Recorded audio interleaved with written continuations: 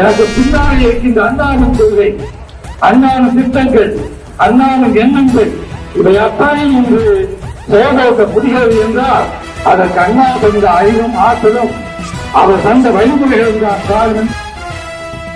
பிறர் ஏசும் ஏச்சை உரமாக்கிக் கொண்டு வளர வேண்டும் என்று பேரறிஞர் அண்ணா அவர்கள் கூறுவார்கள். பேரறிஞர் அண்ணாவின் பொன்மொழிக்கேற்ப பிறர் ஏசும் ஏச்சை உரமாக்கிக் கொண்டு மக்கள் மீது அதிக அன்பும் அக்கறையும் மரியாதையும் கொண்ட இயக்கமாக விளக்கிக் கொண்டிருக்கிற ஒரே இயக்கம் நமது இதய தெய்வம் புரட்சி தலைவர் எம்ஜிஆர் அவர்கள் தோற்றுவித்த மாபெரும் இயக்கமாம் அனைத்து இந்திய அண்ணா திராவிட முன்னேற்ற கழகம் என்பதை இங்கே சொல்லிக் கொள்வதில் நான் பெருமைப்படுகிறேன். அண்ணா அவர்கள் கண்ட கனவு ஏழின் சிரிப்பில் இறைவனை காண்போம் என்று சொன்னார். அதை நிரூபித்து காட்டியவர் பொன்மனச்சம்பல் புரட்சி தலைவர் எம்ஜிஆர் அவர்கள்.